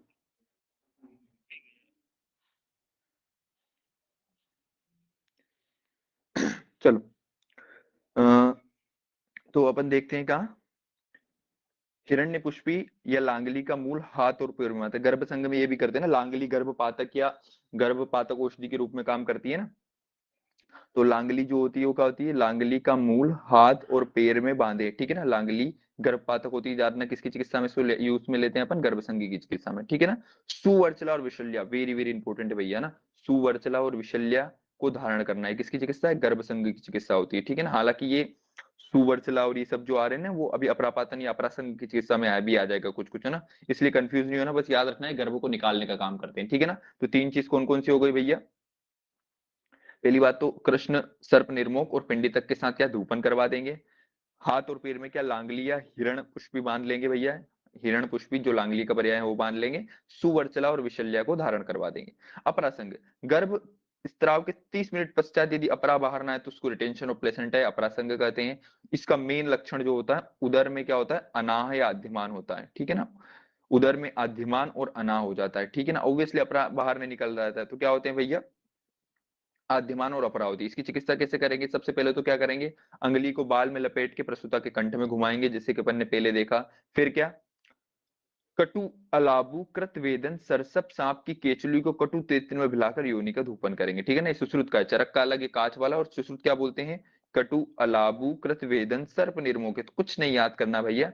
अर्परा जो होता है ना, प्लेसेंटा को क्या करते हैं, काट देते हैं ना, निकलती है पूरी की पूरी पार्ट, तो प्लेसेंटा को काट देते, तो कटु से याद रहे, कट कट किसको करते हैं अपन, प्लेसेंटा को करते हैं, ठीक है ना। कट कट कट करके बस याद रहे, कटु को पहला वर्ड याद रख लेना, पूरा श्लोक बन जाएगा अपने से किसका, सुश्रुत का। चरक का बनाना है तो काच से बन जाएगा, सुश्रुत का बनाना है तो कटु से बन जाएगा। फिर लांगली मूल का हाथ और पाद में लेपन करे, ओवैसे लांगली मूल की किसी किस्सा है तो अपरापातन वाले इसमें आएगा। फिर महावृक्ष या सेहुंड का दूध प्रसूता के मूर्धा पर सिंचन करना है, ठीक है ना। तो इस नूही का जो चीर होता है वो क्या, उसके सिर पे क्या करना है, सिंचन उसका करना है, ठीक है ना। शाली मूल करके या पिपल्यादि मूल चूर्ण को मध्य से पिलाना है, ठीक है ना। पिपल्यादि जो चूर्ण होता है उसको मध्य से थोड़ा सा पिला देंगे। फिर सुरा आसव की, या वेरी वेरी इंपॉर्टेंट है भाई, सुरा आसव से आस्थापन वस्ती देना है, ठीक है ना। सुरासव क्या होता है, तीक्ष्ण मध्य होता है, इसकी आस्थापन वस्ती दे दो तो जो भी अंदर है बाहर निकल जाएगा, ऐसा वो बोला जाता है ना। सुरासव से क्या दे देंगे, आस्थापन वस्ती दे देंगे। सिद्धार्थक तेल से उत्तर वस्ती दे देंगे, दो चीजें, सुरासव से आस्थापन है और सिद्धार्थक तेल से क्या दे देंगे, उत्तर वस्ती दे देंगे, ठीक है ना। याद हो जाए तो ठीक है, नहीं हो जाए तो कोई दिक्कत वाली बात नहीं है, ठीक है ना। फिर से एक बार बता देता हूँ, अपरापातन का लक्षण क्या होता है, आद्यमान और अनाव हो जाना। इसकी चिकित्सा करेंगे, देखो अपने से ऊपर ही पूछेगा, उंगली में बालों के लपेट के जो कंठ में घुमाते हैं वो किसकी चिकित्सा है, अपरापातन की चिकित्सा होती है भैया, ठीक है ना। फिर कटु अलाब कृत वेदन सर्प निर्मोके वाला श्लोक किसमें आता है, तो अपरासंग की चिकित्सा में आता है सुश्रुत के अकॉर्डिंग। फिर लांगली मूल का हाथ और पाद में लेपन कर देंगे। सिर पे क्या कर देंगे, चीरिया महावृक्ष या सेहुंड या स्नूई के चीर का क्या करेंगे, सिंचन कर देंगे, है ना। फिर पिपल्यादि चूर्ण को मध्य के साथ मिला के पिलावेंगे, ठीक है ना। अगर पिपल्यादि चूर्ण को मध्य के साथ पिला रहे हैं तो अपरासंग की चिकित्सा है। इसी पिपल्यादि चूर्ण को सुरामंड के साथ पिलाएंगे तो मक्कल शूल की चिकित्सा हो जाएगी, ठीक है ना। मक्कल शूल में जब देखेंगे तो बताएंगे अपन। सुरासव से आस्थापन वस्ती करना है। सिद्धार्थक तेल से क्या दे देंगे, उत्तर वस्ती दे देंगे थोड़ी सी, ठीक है ना। प्रसव उत्तर रक्तस्राव देखते हैं, पोस्टपार्टम हेमरेज। जन्म के पश्चात 24 घंटे में यदि प्रसूता को 500 ml या अधिक रक्तस्राव हो जाए तो उसे क्या कहते हैं, पीपीएच कहते हैं, ठीक है ना। प्रजनन पथ का पर्याप्त विस्तार न होने से अंगों का विदीर्ण हो जाना, ऑब्वियसली पता है क्या होता है भैया अपना, अपरा को जबरदस्ती निकालना है, उसका कोई अंश अंदर रह जाता है, उसके कारण पोस्टपार्टम हेमरेज, अपने ऊपर मॉडर्न लिख रखा है ना, ये वेरी वेरी इंपॉर्टेंट है। Commonest cause of PPH is uterine atony. PPH का मोस्ट कॉमन कॉज क्या होता है, यूटेराइन एटोनी हो जाती है, ठीक है ना। यूटेरस की मसल्स अच्छे से काम नहीं कर पा रही है, उसमें एटोनी अगर हो रही है, कॉन्ट्रैक्ट नहीं कर पा रहे तो ऑब्वियसली जबरदस्ती एक्सपेल आउट करने की कोशिश करते हैं, वहां से ब्लीडर बहुत ज्यादा होते हैं तो पोस्टपार्टम हेमरेज हो जाता है। Commonest complication of twin pregnancy PPH, PPH किसमें सबसे ज्यादा देखने को मिलता है, तो ट्विन प्रेगनेंसी में देखने को मिलता है, ठीक है ना। टॉर्च कॉम्प्लेक्स, टॉर्च इन्फेक्शन पता है अपने को क्या क्या होता है भैया इसमें। फिर आते हैं अपन सूती का विज्ञान पे। सूतिका विज्ञान देखते हैं क्या बोलता है भैया। सूतिका विज्ञान जो होता है अपरापाचन के पश्चात ही स्त्री को क्या कहते हैं, सूतिका कहने लग जाते हैं। सूतिका जो होती है सुश्रुत वाग्भट योग रत्निकार ये बोलते हैं 1.5 माह का इसका पुनरावर्तन पुनरावर्तन दर्शन पश्चात, या पुनः आर्तव होना चाहिए, इसे पुनरावर्तन दर्शन पश्चात ऐसा बोलते हैं, ठीक है ना। सूतिका काल कितना होता है सुश्रुत के अकॉर्डिंग 1.5 माह का होता है, काश्यप अलग ही बोलते हैं। सब लोग बोल रहे हैं भैया कि सूतिका तुम 1.5 माह का या 45 दिन का सूतिका काल बोल रहे, काश्यप बोलते देखो प्रसूता बोलो तुम उसको 1 माह तक और सूतिका बोलो उसको 6 माह तक, ठीक है ना। सारे के सारे आचार्यों ने 1.5 माह का सूतिका काल बताया है, लेकिन काश्यप बोलते हैं प्रसूता काल ही 1 माह तक होता है, सूतिका काल होता है 6 माह तक। आचार्य काश्यप के अनुसार रोग रहित होने पर प्रसूता स्त्री की रसादी धातुएं 6 मास तक अपने पूर्ण स्थिति में लौट आती है, इसलिए उनने 6 माह तक उसको सूतिका बोला है। विगत सूतिका क्या होता है भैया, पुनः प्रथम मासिक दर्शन होने पर वह प्रसूता रहती है, उसके पश्चात विगत सूतिका हो जाती है। नहीं याद रखना है, वेरी वेरी इंपोर्टेंट। सूतिका स्वस्त्रत काल अपने से ये ऐसे ही बुलेट पूछेगा, सूतिका स्वस्त्रत काल कितने दिन का होता है, 5 से 7 दिन का, ठीक है ना। 5 से 7 दिन का होता है ना। इन 5 से 7 दिन में क्या क्या करते हैं वो भी अपन अभी आगे देखेंगे क्या क्या करते हैं, ठीक है। सूतिका पथ्य व्यवस्था, काश्यप भाव प्रकाश योग रत्नाकर बोलते हैं 1 माह तक विशिष्ट, नहीं याद करना अपने को, सिर्फ सुश्रुत का याद करना है। सुश्रुत बोलते हैं भैया 4 माह तक पथ्य अपथ्य व्यवस्था फॉलो करना है अपने को, ठीक है ना। किसके अकॉर्डिंग, सुश्रुत बोलते हैं कि सूतिका सस्त्रत काल में या मूड गर्भ शल्य उद्धरणात्, ठीक है ना। मूड गर्भ का जब चिकित्सा अपन उस पर देखेंगे, चिकित्सा सुश्रुत चिकित्सा में कि मूड गर्भ जब का हरण कर दिया है उसके बाद कितने माह तक अपने को पथ्य पथ्य का पालन करना है, तो 4 माह तक करना है, ठीक है ना। और सूती का पथ्य व्यवस्था काष्ठ भाव प्रकाश योग रत्ना कर बोलते हैं 1 माह तक विशिष्ट पथ्य अवस्था है, वो भूल भी जाओ 1 माह तो कोई दिक्कत नहीं है, दूसरा वाला नहीं भूलना ना। मूड गर्भ शल्य उद्धरण के पश्चात कितने माह तक पथ्य पथ्य फॉलो करना चाहिए, 4 माह तक। सूती का स्नान वेरी वेरी इंपॉर्टेंट भैया, शायद अपने वाले अपने से पहले वाले 2023 या 24 वाले की पीजी में यही प्रश्न आया था। सूती का स्नान कौन से दिन करवाया जाता है, तो 10वें या 12वें दिन करवाया जाता है, ठीक है ना। तो सूती का स्वस्त्र काल 5 से 7 दिन का, सूती का स्नान काल 10 से 12वें दिन करवाना चाहिए। सूतिका की परिचर्या और देख लेते हैं सुश्रुत के अंदर। सबसे पहले उसको बला तेल से अभ्यंग करवाओ, प्रसूता को बला तेल से अभ्यंग कराकर वाथर औषधियों से चिकित्सा करे। पंचकोल गुणोदक उष्ण उष्ण देंगे ना भैया, अगर वहां पे कोई सा भी थोड़ा सा भी दुष्ट रक्त शेष अगर रह गया है, दुष्ट रक्त अगर शेष रह गया है तो उसको बाहर निकालने के लिए क्या करेंगे, गरम गरम जितनी भी चीज होगी, पंचकोल का चूर्ण और उष्ण गुणोदक के साथ 2 या 3 दिन तक पीने को देना। तो पहले दिन तो क्या करवा दिया, बला तेल से अभ्यंग करवा दिया सूतिका को। दूसरे दिन क्या करवा दिया, अगर दुष्ट रक्त शेष रह गया तो ये पंचकोल और उष्ण गुणोदक पिला दिया। इसके बाद क्या करेंगे, विदारी गंधादि साधित क्षीरवागु, शुद्ध रक्त आने पर विदारी गंधा साधित क्षीरवागु पिला देना है, ठीक है ना। तो अगर जैसे उसकी विदाई हो गई, इसे याद रखना ना, दुष्ट रक्त की विदाई होने के बाद क्या देते हैं अपन, विदारी गंधा देते हैं, ठीक है। ये हो गया अपना सुश्रुत का। तो सुश्रुत का 7वें दिन अपन ने ऐसे रटा था क्या, कि सब जैसे ही सूतिका वो बनी, मतलब जैसे ही गर्भ का वो हो गया, उसके बाद क्या करेंगे, बला तेल से अच्छे से अभ्यंग करवा देंगे। अगर डायग्नोस करेंगे अंदर क्या दुष्ट रक्त होगा तो उसमें क्या करेंगे अपन, पंचकुल के चूर्ण से उष्ण गुणोदक से क्या दे देंगे उसको, पान करवा के पूरा का पूरा जो रक्त भरा हुआ उसकी विदाई कर देंगे। उसके बाद विदारी गंधा से साधित क्षीरवागु दे देंगे। सूतिका को शून्य शरीरा कहते हैं भैया, काश्यप दिख ही दिया अपन ने। वाग्भट थोड़ा सा अलग बोलते हैं, वाग्भट बोलते हैं प्रथम 2-3 दिन प्रचुर मात्रा में घृत तेल गुड़ का शरबत दें, 3 दिन के बाद विदारी गंधे, और ये बस याद रखना है 7 दिन के बाद क्रमशः भ्रंगण करना उत्तम है। तो ऐसा पूछा जाता है कि वाग्भट के अनुसार सूतिका को भ्रंगण कर्म कब करवाया जाता है, 7 दिन के बाद, ठीक है ना। और 12वें दिन जो अपन वहां पे स्नान करवा रहे हैं उसमें पिशित मांस रख देना चाहिए, ये सब भूल जाओ बस। वाग्भट ने क्या 7वें दिन क्या दिया है, सप्तरात्रोपर्यम चस्य क्रमशो भ्रंगणम हितम। सूतिका का भ्रंगण कर्म कब से वापस रीस्टार्ट करना चाहिए, तो 7वें दिन के बाद, है ना। 7 दिन बाद क्या, सूतिका का भ्रंगण कर्म करना उत्तम है, ठीक है। वाग्भट स्पेशल सिर्फ 7 दिन वाला अपन ने याद कर लिया कि इनने भ्रंगण करने कर्म करने का बोला है सूतिका को, ठीक है। काष्टप के अनुसार, काष्टप भी यही बोलते हैं भैया तिव्रत की मणि बना के सिर में धारण करवा दो, ठीक है ना। और अग्निबल के अनुसार 5 से 7 दिन तक मंड करा दो। अगर प्रसूता स्त्री पुत्र जन्म ले रही है तो तेल पान करवाओ, पुत्री जन्म ले रही है तो घृत पान करवाओ, वेरी इंपॉर्टेंट है ना। ऑब्वियसली पुत्र जो होता है कलवा होता है तो काला तेल का पान करेगा, स्त्री एकदम लड़की एकदम गोरी चिट्टी होती है इसलिए घी का पान करवाते हैं, याद कर रखा है अपन ने, ठीक है। कुमार प्रसवे तेले कुमारी प्रसवे घृतम पीबेत जीर्णे यवागु च दीपनम संस्कातम, इसके पश्चात 5 से 7 दिन तक यवागु कान पर पान प्रयोग करना चाहिए। सूतिका में क्या क्या निश्चित होता है, तो सूतिका में काश्यप बोलते हैं स्नेह को छोड़ के सारे पंचकर्म निषेध पहले अपन ने देख लिए, ठीक है ना। भाव प्रकाश भी सब बोलते हैं व्यायाम में तो ये सब निषेध होता है, सॉरी। अब सूतिका रोग देखते हैं, कितना बचा है यार, ड्यूटी जाना है। सूतिका रोग या दुष्प्रजाता देखते हैं अपन। अरे यहाँ से कहाँ चालू हो रहा है।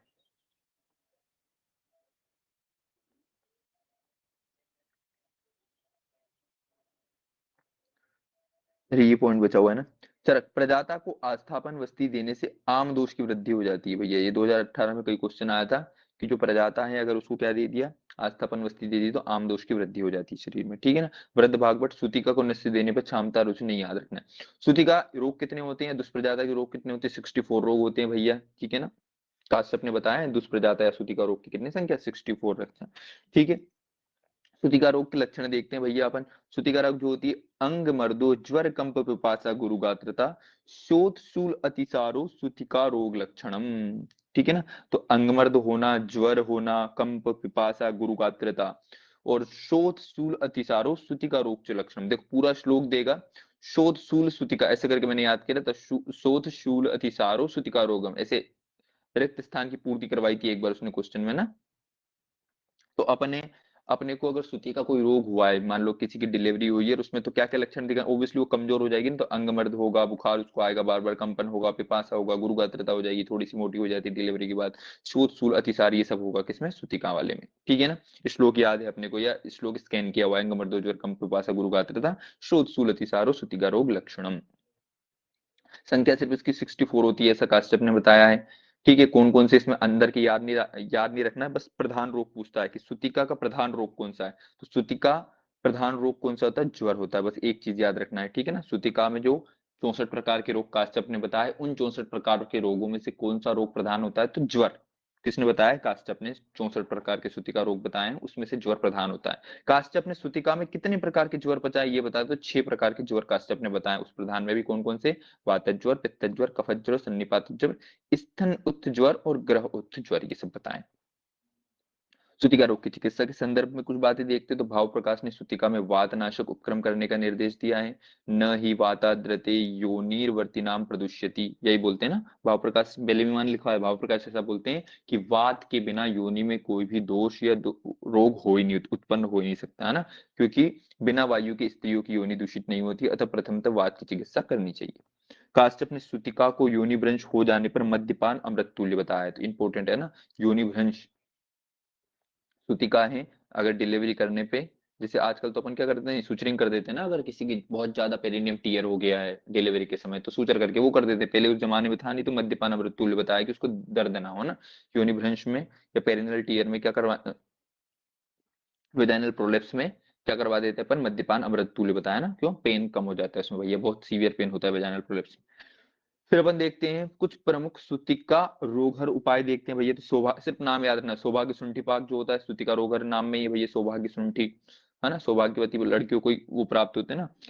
सौभाग्य शुंठी पाक भेषज रत्नावली बोलता है सूतिका रोगों की श्रेष्ठ औषधि होती है, इसका अनुपान क्या होता है, अजाचीर होता है, याद है अपने को, सौभाग्य शुंठी पाक अपन वहां भी देखते हैं, भेषज कल्पना। सूती का भरण रस याद नहीं रखना भैया, सूती का अरी रस है ना।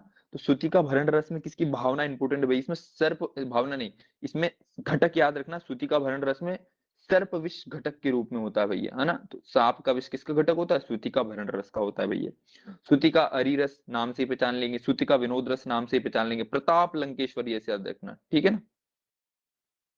प्रताप लंकेश्वर, इसी को भस्मेश्वर रसी कहते हैं ना। इसका मुख्य घटक क्या होता है, राख होता है, उपलोक की राख होता है इसका मुख्य घटक भस्मेश्वर, इसलिए नाम है इसका ना भस्मेश्वर रस या प्रताप लंकेश्वर रस, ठीक है। अब थोड़ा सा मक्कल सूल के संदर्भ में देखते हैं भैया, प्रसव के पश्चात जो वेदना होने लग जाती है ना, उसको मक्कल सूल कहते हैं, जिसको मैंने स्पैम करके याद दिखाया था ना, डिलीवरी वाले पैसे लूट लेते हैं। तो प्रसव के पश्चात प्रसूता स्त्री में इसकी आवृत्ति प्रथम प्रसवाव की अपेक्षा बहु प्रसवाव में अधिक होती है। कारण क्या होता है, रूक्ष शरीर वाली प्रसूता स्त्री में तीक्ष्ण औषधियों से विशोधित रक्त उस स्थान की वायु को नाभि के पार्श्व में, वस्ती में या वस्ती शीर्ष में ग्रंथि उत्पन्न करवा देता है, वेरी वेरी इंपॉर्टेंट है ना। वस्ती शीर्ष में ग्रंथि कौन उत्पन्न करवा देता है, तो मक्कल शूल। मैंने बोला था मक्कल शूल जो होता है स्पेम होता है एक तरीके का हॉस्पिटल का, तो एस से क्या याद हो जाएगा, शूल, कहाँ कहाँ शूल होगा, नाभि, वस्ती, उदर, इन सब में क्या हो जाएगा, शूल हो जाएगा। फिर पी से क्या हो जाएगा भैया, पक्वाशय में तोद या भेदन होने लग जाएगा, ठीक है ना। फिर ए से क्या हो जाएगा भैया, अध्यमान हो जाएगा, किसके, मूत्र उदर के चारों ओर अध्यमान हो जाएगा। एम से क्या हो जाएगा, मूत्र संग हो जाएगा, वेरी वेरी इंपॉर्टेंट ना, क्वेश्चन यही पूछेगा, मूत्र संग के साथ अध्यमान कौन से रोग में होता है, तो मक्कल शूल में होता है। और इसमें वेरी वेरी इंपॉर्टेंट चीज क्या है, ग्रंथि उत्पन्न होती है किसके, वस्ती के शीर्ष पे। मक्कल शूल में वस्ती के शीर्ष पर छोटी सी ग्रंथि उत्पन्न हो जाती है, ठीक है ना। तो मक्कल शूल क्या होता है, स्पैम होता है, ठीक है, SPAM ऐसे करके याद रखना। शूल, पकवा, एक से शूल वाले सिम्टम आ जाएंगे, एक से पकवाशय वाला सिम्टम आ जाएगा, एक ए से आद्यमान वाला आ जाएगा, और एम से आखिरी में मूत्र संघ आ जाएगा, ठीक है ना। ऐसा पूछा जाएगा मूत्र संघ और आद्यमान कौन से रोग में होता है, मक्कल शूल में होता है। मक्कल शूल की चिकित्सा कौन करते हैं भैया, वीरवर्तादि गण सिद्धम जलम उष्कादि प्रतिभाम पाते हैं ना। वीर तरवादी जो गण होता है ना, उसकी चिकित्सा करते हैं किसकी, मक्कल शूल की, ठीक है ना। पिपल्यादि चूर्ण को सुरामंड के साथ देना है, ठीक है ना। नहीं याद भी रखो तो कोई दिक्कत वाली बात नहीं है ना। बाकी एक ट्रिक लिख लो, उससे जितना याद हो जाए तो कर लेना, ठीक है। इसमें ट्रिक क्या आ जाएगी अपनी, वीर वरुण को यवछार से अध्व अरिष्ट पिलाया, ऐसे करके अपन ने बनाया था पीजी उसके टाइम। वीर वरुण को यवछार से, तो वीर से क्या आ जाएगा भैया, वीर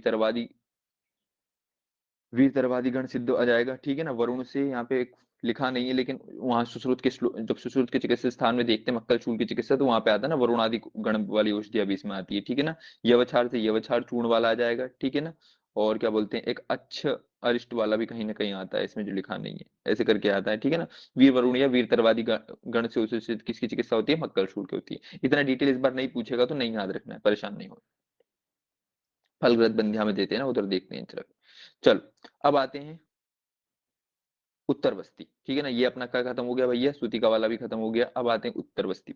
उत्तर बस्ती वाले पे देखते हैं, तो उत्तर बस्ती जो होता है, वस्ती नेत्र का प्रमाण कितना होता है, पहले पुरुषों तो देख, तो पुरुषों में वस्ती नेत्र का प्रमाण होता है 12 अंगुल, सुश्रुत बोलते हैं 14 अंगुल, थोड़ा सा बड़ा बोलते हैं, चरक बोलते हैं 12 अंगुल, सुश्रुत बोलते हैं 14 अंगुल। अग्रभाग जो होता है, बचपन से अपन पढ़ते आ रहे, कुंद कनेर या मालती के पुष्प वृंत के समान गोपुच्छाकार होता है, ठीक है ना। कुंद कनेर मालती पुष्प वृंत के समान गोपुच्छाकार उसका अग्रभाग होता है। छिद्र कैसा होता है भैया, तो सरसों के दाने के बराबर या राई के बराबर होता है भैया। कर्णिका कैसी होती है, मध्य भाग में होती है, 7 अंगुल पे होती है भैया, सुश्रुत ऐसा बोलते हैं। विधि क्या होती है भैया, बिठाकर लिंग को खड़ा कर कराकर शलाका मार्ग से मार्ग को अन्वेषित करके 6 अंगुल प्रविष्ट कराना है। ओब्वियसली आधा प्रविष्ट कराने बोला है ना चरक ने, जितना वो 12 अंगुल का पूरा वस्ती प्रमाण है, उसको 6 अंगुल तक प्रविष्ट करवाना है। स्त्री में क्या है, रजु धर्म के पश्चात ऋतुकाल के समय जब योनि का मुख खुला हो तब देना है। वस्ती नेत्र का प्रमाण कितना है, 10। ओब्वियसली आल आचार्य सब छोटा मानते हैं ना, 10 अंगुल का लंबा होना चाहिए उत्तर वस्ती स्त्रियों में, ठीक है। अग्रभाग के साथ ओब्वियसली मालती, वहां पे सब कुंद कनेर जो भी थे ना, मेल वाले भी थे कुंद कनेर, यहाँ पे कुंद कनेर हट जाएंगे, सिर्फ मालती पुष्प वृंत के समान आ जाएगा, ठीक है ना। मालती पुष्प वृंत के समान आ जाएगा। छिद्र मूंग के दाने के आकार का हो जाएगा, स्त्रियों में थोड़ा सा बड़ा रहता है, वहां पे सरसों के दाने का आकार करता है, वो सरसों मेल होता है, मूंग फीमेल होता है, ऐसे करके बनने याद के ना। सरसों के दाने के बराबर पुरुषों में होता है, मूंग के दाने के बराबर स्त्रियों में होता है। कितना, ऐसी कर्णिका कितनी होती है, 4 अंगुल पे होती है भैया। कर्णिका कहाँ कहाँ होती है नहीं भी याद रखोगे तो चल जाएगा। विधि क्या होती है, रजु धर्म के पश्चात ऋतुकाल में स्त्री को उतान लेटाकर घुटने ऊपर की ओर मोड़कर वस्ती नेत्र प्रवेश कराना है। कहाँ कहाँ कितना प्रवेश करवाना है भैया, तो योनि या अपत्य मार्ग में 4 अंगुल प्रविष्ट करवाना है, मूत्र मार्ग में केवल 2 अंगुल, और कन्या के मूत्र मार्ग में केवल 1 अंगुल प्रविष्ट करवाना है। याद है बचपन से अपने को, ठीक है ना। पुरुष में तो 6 अंगुल प्रविष्ट करवा सकते हैं, लेकिन स्त्री में अगर योनि मार्ग है तो 4 अंगुल, मूत्र मार्ग है तो 2 अंगुल, और कन्या है और उसका मूत्र मार्ग है तो केवल और केवल 1 अंगुल। उत्तर बस्ती में स्नेह का प्रमाण, स्नेह की मात्रा देखते हैं भैया, तो पुरुष पुरुष हेतु कितनी स्नेह की मात्रा देते हैं, 2 कर्ष देते हैं भैया। स्त्री हेतु कितनी देते हैं भैया, 1 पल देते हैं, और कन्या में कितनी देते हैं, 2 कर्ष देते हैं, ठीक है ना। तो याद रख लेना, ऐसे करके याद किया था ना कि स्त्रियों में जो होता है ना, डबल मात्रा में स्नेह डालते हैं उत्तर बस्ती में। क्वात क्वात स्नेह से 2 गुना डालते हैं, ऐसे करके अपन ने उसमें देखेंगे। सुश्रुत का जो पंचकर्मा वाला चैप्टर था ना, क्या बोलते हैं, सुश्रुत चिकित्सा में 40 के बाद वाले चैप्टर, ऐसे करके देखा था अपन ने वहां पे बहुत बहुत चीजें, ठीक है ना, एंड एड वाले चैप्टर में।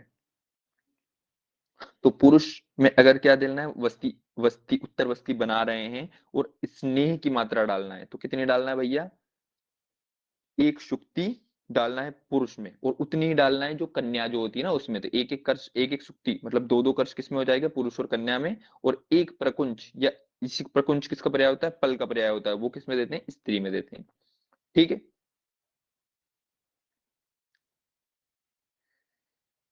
एक क्या लिखा है मैंने, क्वाथ स्नेह से दूर, अच्छा क्वाथ की मात्रा पूछी तो इसको पूरा डबल कर देंगे, ठीक है ना। लेकिन ये चरक बोलते, वाग्भट बोलते हैं, सुश्रुत कुछ अलग बोलते हैं। सुश्रुत बोलते हैं पुरुषों में 1 प्रकुंच, और स्त्रियों में 1 प्रसरत, 1 पल 2 पल ऐसे करके पढ़ते हैं ना, अपन पुरुषों में 1 पल देते हैं और स्त्रियों में 2 पल देते हैं, ऐसा कौन बोलते हैं, आचार्य सुश्रुत। कन्या की योनि मार्ग में वस्ती नहीं देते हैं, ऑब्वियसली ये लिखा है भैया। गर्भाशय के शोधनाथ स्त्रियों में स्नेह की मात्रा, ये वहां पे पढ़ेंगे। फिर कुछ आयुर्वेदिक गर्भ निरोधक लिखे हुए हैं भैया, देखते हैं क्या क्या। भेषज रत्नावली और योग रत्नाकर में इसका प्रचुरता से वर्णन मिलता है। योग रत्नाकर क्या बोलते हैं, कुछ बाह्य प्रयोग करने वाले होते हैं, कुछ अंदर। सिर्फ रीड मारना भैया, कोई नहीं पूछेगा भैया ना, सीसीआरएस वाला योग पूछेगा बस। सेंधव लवण युक्त तेल या निम्ब से योनि में धारण करना है, निम्ब काष्ठ का योनि में धूप करना है। धतूरे की जड़ के चूर्ण का योनि में धारण और धतूरे की जड़ को कमर पे धारण करना है। माजू फल या माया फल का कल्क योनि में धारण करना है। मधु तुलसी पत्र का विचार नहीं याद रखना है, ये पूछता है। पिपली विडंग टंकन, सीसीआरएस ने पिपल्यादि योग को बताया है ना, इसको पेटेंट करवाया है सीसीआरएस ने।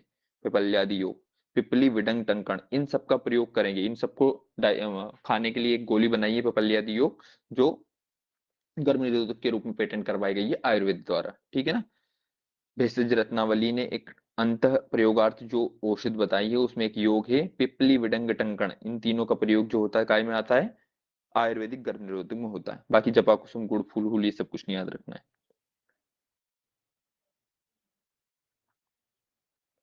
चलो अब देखते हैं स्तन कीलक। कीलक का शाब्दिक अर्थ होता है पंचर, खूंटी, मेख, कील आदि। स्तनों में इन्हीं के समान पीड़ादायक वृद्धि या शल्य को क्या कहते हैं, स्तन कीलक करते हैं। सर्वप्रथम वर्णन पीत वज्रा और स्तन कीलक के लक्षण चिकित्सा में काश्यप ने किया है ना, तो ये स्तन कीलक का वर्णन किसने किया है, काश्यप ने किया है। स्तन कीलक का निर्देश क्या होता है, देखो बहुत घटिया लिखा होता है ना कुछ। जब धात्री अन्नपान के साथ धोखे से कुछ वज्र जैसे कि तृण, कीट, तूक, ये सब इन सबको खा लेती है, तो यह वज्र अन्न न होने के कारण पच्यमान अवस्था में पचता है और ना ही पक्वावस्था में। क्लेद को प्राप्त होकर अपचित वज्र वायु द्वारा ढकेला होकर नीचे ले जाके स्तन व शिराओं में, ऑब्वियसली कोई नॉनसेंस बात लिखी हुई है सारी है ना, बस अपने को याद रख लेना है कि स्तन कीलक का वर्णन किसने किया है, काश्यप ने किया है, ठीक है ना। स्तन के इनका लक्षण देखते हैं। स्तंभम स्त्रावस्य कुछ यो सिराजालेन सत्यत शोथम शूल रुजादाव संपुष्टम न सुक्यते, ठीक है ना। कुछ किसका पर्याय होता है, ये पूछा जाता है अपने से, तो कुछ स्तन का पर्याय होता है, ठीक है ना। तो ओब्वियसली अपन पहचान लेंगे कि कुछ से या स्तन से स्त्राव या स्तन में शिरा जाल निकल आना या स्तंभता होना किसका लक्षण होता है, तो स्तन कीलक का लक्षण होता है, ठीक है ना। स्तन कीलक की बस चिकित्सा अपने से पूछी जाती है। स्तन कीलक में सबसे पहले घृत पान करवाते हैं। घृत पानम प्रथमम शस्त्र स्तन कीले के, घृत पान करवा के कौन सी पाटन क्रिया करवाते हैं ना, तो इसी ट्रिक याद रखी थी अपने, घृत से विदा करेंगे या घृत से विपा करेंगे ना, घृत से विपा। पहले सबसे पहले घृत पान, फिर इसका शीत सेक करवा देंगे, फिर विरेचन करवा देंगे और आखिरी अवस्था में पाटन करवा देंगे, है ना। तो स्तन कीलक की चिकित्सा क्या करेंगे भैया, घृत से विपा, है ना, ऐसे करके याद किया था। घृत से विदा की जगह थोड़ा मिसप्रिंट कर लेंगे, घृत से विपा कर देंगे इसको। स्तन विदृधि का वर्णन सिर्फ अष्टांग संग्रह ने किया, इतना बस अपने को याद रखना है ना। बाकी विदृधि के सारे लक्षण तो 13वां थ्योरी और विदृधि वाला चैप्टर है, वही कोई। स्तन रोग का बस दोष याद रखना है, तो मैंने तुम्हें ट्रैक से दोष याद करवाया था भैया, राम किया था। स्तन रोग, योनि रोग ऐसा करके है ना, तो रक्त और मांस इसमें दोष होता है स्तन रोग, बस इतना याद रखना है, इसके ज्यादा याद नहीं रखना है। स्तन रोग अपन देख के आए हैं, 4 प्रकार के होते हैं, 8 प्रकार के होते हैं उधर। ये स्तन्य रोग है ना, स्तन लिखा है गलत, स्तन रोग 5 प्रकार के होते हैं, स्तन्य रोग 8 प्रकार के होते हैं। स्तन रोग चिकित्सा बस इतना याद रखो, स्तन विदृधि में क्या उपनाह का निषेध होता है, ठीक है ना। योग रटना करने तो यूज कर लिया है, लेकिन स्तन विदृधि में ऑब्वियसली भैया एप्सिस हुआ है, एप्सिस में कोई उपनाह है पुलिटिस बांधेगा क्या, नहीं बांधता है। विदृधि को क्या खुला छोड़ा जाता है। फिर चरक अनुसार स्तन्य दृष्टि की विधि, वेरी वेरी इंपॉर्टेंट, ठीक है ना। चरक में ये बहुत अच्छे से दे रखा है और यही अपने को पेपर में आता है ना, स्तन्य दोष के लक्षण और उसकी चिकित्सा क्या क्या है, ठीक है। तो स्तन्य दृष्टि कितने प्रकार की होती है, 8 प्रकार की होती है भैया, ठीक है ना। जिसमें वातज होती है 3, पित्तज होती है 2, कफज होती है 3। पहले तो अपने से यही पूछेगा बेसिक थी, वेरस से फेन संगातो रोक्षम, ये कौन सी प्रकार की स्तन दृष्टि है, वातज, पित्तज या कफज, ठीक है ना। बेसिक तो अपने को बचपन से पता है भैया। वेरस्य, फेन संगात और रुक्षता, ये तीनों वातज वाली होती है। विवर्णता और वेगंध्यता, ये कौन सी होती है, पित्तज वाली होती है। पिच्छलता, गुरुता और अतिस्निग्धता कौन सी होती है, कफन कवच वाली होती है। फिर वैरस्यता में कौन सा लक्षण आता है, कृशता आता है। देखो अपन ने क्या किया था, पहले अलग अलग ऐसे ऐसे करके याद कर रहे थे, फिर अपन ने ये रोग, गर्भ स्तन्य दुष्टि, फिर उसका लक्षण और आगे चिकित्सा, तीनों का एक ही कोड बना लिया था, ठीक है ना। तो पहला वाला ट्रिक क्या बनाया था अपन ने, वेकृत पंचकोल। वेकृत पंचकोल से वे से आ जाएगा अपना वेरस्य, क्र से आ जाएगा अपना कृष्टा और पंचकोल से आ जाएगा, इसकी चिकित्सा में नीचे लिखो, देखो पंचकोल आदि प्रलेप लिखा हुआ है, ठीक है ना। तो पहली बात की चिकित्सा बनी थी अपने पास वेकृत पंचकोल, जिससे वे से वेरस्यता, क्र से कृष्टा और पंचकोल से पंचक्रोश आ जाएगा, ठीक है। फिर दूसरा वाला क्या देखते हैं अपन, फेन संघात वाले में देखते हैं भैया। तो फेन संघात की ट्रिक मैंने बताई थी, झाग फेंकते हैं या फेन संघात की क्या होती है, फेन जो होते हैं शिक्षा लेता है क्या अपने यारों की, ठीक है ना, ऐसे याद किया था मैंने। फेन मतलब मुंह से कोई झाग फेंकने लग जाता है ना, तब अपने यारों की परीक्षा होती है कि वो कितना साथ देखते हैं ना। तो परीक्षा को पी शिक्षा करके से याद करवाया था, वो भी अपने यार। तो पी से आ जाएगा इसका पीनस, सी से आ जाएगा इसका शिरोरोग, और छ से क्या आ जाएगा छाम स्वर। ऐसे करके अपन ने याद किया था ना पहले, ऐसे उसको याद करते थे कि झाग अगर मुंह से निकल जाए तो उसमें छामता आ जाएगी, है ना, बदबू। तो पी शिक्षा लेते हैं क्या अपने यारों की, अपने यारों से क्या आ जाएगा भैया इसमें अंजनादि लेप, यारों से आ जाएगा यवादि लेप, और की से आ जाएगा किरात तिक्तादि क्वाथ। ये तीन इसकी चिकित्सा थी, ठीक है ना। तो फेन संगात वाले में शिक्षा लेते हैं अपने यारों की। फिर तीसरे वाले में रुक्ष था, तो रुक्षता से मैंने रूबल में, रूबल पहले अपन ने याद किया था रूबल मेम से। फिर रूबल मेम की पंजी याद किया था भैया, चरक पंजी का ऐसे होती है, वैसे रूबल मेम की पंजी याद किया था। तो रू से आ जाएगा अपना रुक्षता, ब से आ जाएगा अपना बलहास, और पंजी से आ जाएगा अपना क्या, प से पंचमूलादि प्रलेप, और जी से जीविकादि प्रलेप। ठीक है। तो तीन ट्रिक अपन ने पढ़ ली, वेकृत पंचकोल, और फेन संगात में शिक्षा होती है अपने यारों की, और रुक्षता में रूबल वेम की पंजी याद कर ली थी अपन ने, ठीक है। फिर पित्त वाला बहुत इजी है भैया। पित्त वाला दो चीज होती है, विवर्णता और वेगंधता, ठीक है ना। तो विवर्णता डिस्कलरेशन होता है भैया, सबको पता है डिस्कलरेशन ये शरीर में कब होता है। विवर्ण गात्रतम, कोई नहीं पूछेगा। शून्य तृष्णा भिटविन्न, भिटविन्न को अतिसार बोलते हैं ना। तो तृष्णा अतिसार में क्या हो जाती है भैया, बॉडी में डिहाइड्रेशन हो जाता है, तो क्या हो जाता है, विवर्णता आ जाती है। ऐसा अपन ने याद किया था, ठीक है ना। पित्त चिकित्सा है तो इसमें क्या करते हैं अपन, द्राक्षादि गण से इसकी चिकित्सा करते हैं, इंपॉर्टेंट नहीं। फिर वेगंध्यम, मैंने बोलता वेगंध्यम क्या बोलते हैं, गंधता किससे आती है भैया, तो बिलीरुबिन बिलीवर्डिन से क्या आती है। जब बहुत बॉडी में बहुत ज्यादा बिलीरुबिन बिलीवर्डिन बढ़ जाता है तो गंधता है, बदबू आने लग जाती है। तो पांडु कामला, पांडु कामला में क्या हो जाती है, वेगंधता आ जाती है, ठीक है ना। और जब पांडु कामला को क्या कर देते हैं अपन, इग्नोर कर देते हैं बहुत ज्यादा, तो क्या बन जाता है, बिलीरुबिन से विष बन जाता है। तो विषाणिकादि लेप इसमें यूज करते हैं अपन, ठीक है ना, विषाणिकादि लेप। ठीक है। पित्त वाला बहुत दीजिए भैया, विवर्णता वेदनता, विवर्णता में डिस्कलरेशन होता है भैया, डिस्कलरेशन डिहाइड्रेशन में होता है, मतलब इसमें तृष्णा और भिन्न विटिया अतिसार आ जाता है। इसकी चिकित्सा द्राक्षादि या उससे क्या बोलते हैं, पानी वाली चीजों से कर देते हैं, द्राक्षादि जो शीतल चीजों से। फिर वेगंध्यम, पांडु कामला की गंधा आती है, और इस गंध से आगे चल के विष बन जाता है। फिर आता है पिच्छिल। तो पिच्छिल जो होता है ना, तो क्या करता है, पिच्छिल को ऐसे याद किया था, पीओ से मैंने ये याद करवाया था, पीओ क्या पियो, लेमन जूस पियो, ठीक है ना, लेमन जूस पियो। लेकिन और किसकी विदाई करो, तक्रारिष्ट की विदाई करो। मतलब कोई कोई होता है ना, तक्रारिष्ट पी रहे हैं भाई, किसके क्या बोलते हैं, ग्रहणी रोग के लिए, ऐसे करके यार जिसके लिए तक्रारिष्ट पी रहे हैं बार बार, अरे तक्रारिष्ट की काय से विदाई करवाई थी अपने, लेमन जूस से विदाई करवाई थी। तो क्या, पीओ से पिच्छल आ जाएगा लेमन जूस, लेमन, ल से आ जाएगा अपना लालालू, म से आ जाएगा मुख और अक्षी रोग, नहीं मुख रोग, और न से आ जाएगा नेत्र रोग, ठीक है। और इससे क्या हो जाएगी भैया, लेमन रोग की तक्रारिष्ट से विदाई करवाई थी, तो इसमें शायद तक्रारिष्ट और वी से क्या आ जाएगा, विदार आदि लेप आ जाएगा ना। तक्रारिष्ट वेरी वेरी इंपॉर्टेंट है, अगर प्रश्न पूछेगा ना कि कौन से प्रकार के स्तन रोग में तक्रारिष्ट का प्रयोग किया जाता है, तो यही याद रखना है, ठीक है ना। तो याद रख लेना, तक्रारिष्ट पीओ, ऐसे सीधा भी याद कर सकते हो, तक्रारिष्ट पीओ, या पिया था लेमन जूस तो तक्रारिष्ट की विदाई हो गई थी, है ना। विदार आदि लेप भी इसमें देते हैं।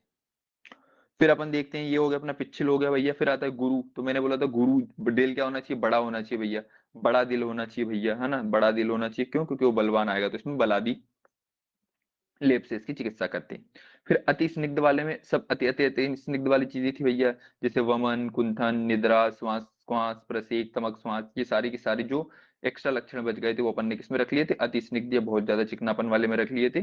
और अति स्निग्ध जो बहुत ज्यादा गेंडिया होता है उसको क्या पिलाना चाहिए अपने को, उसके शरीर का फेट काटने के लिए अपने को उसको दारू पिलाना चाहिए, तो दारू मुस्तादी इसकी आखिरी में चिकित्सा हो गई थी, ठीक है।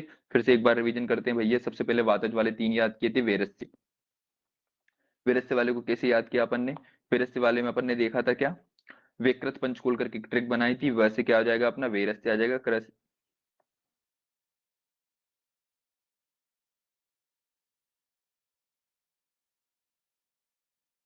किसी दोस्त के झाग निकलने लग जाता है तो उसकी क्या होती है भैया, शिक्षा होती है अपने यारों की, ठीक है ना। शिक्षा से अपने एक पीनस रोग आ जाएगा, सिरो रोग आ जाएगा, छाम से आ जाएगा अपने यारों से, इसमें अंजनादि लेप आ जाएगा, यारों से यवादि लेप आ जाएगा, और की से किरातिकता आदि लेप आ जाएगा। फिर रोबल मेम की पंजी से याद किया तो रूक्षता बलहास्य, और पंजी से प से पंचमूल प्रलेप, और जी से जीविकादि प्रलेप आ जाएगा। फिर विवर्णता में क्या हो जाएगा भैया, अपना तृष्णातिसार आ जाएगा, द्राक्षादि की चिकित्सा हो जाएगी। वेगंदिता में पांडु कामला आ जाएगा, विषकाण विषाणिका आदि लेप आ जाएगा, ठीक है ना। फिर पिच्छिल वाले में पी लो, क्या P low, lemon juice P low, तक्रारिष्ट की विदाई करवा दो, ऐसा हो जाएगा। तो लेमन जूस में लाल आ जाएगा, मुख नेत्र के रोग आ जाएंगे, ये जूस से जड़ता आ जाएगा, ठीक है ना। और तक्रारिष्ट विदाई कर देंगे, इसमें तक्रारिष्ट और विदार आदि लेप का यूज करते हैं, ठीक है।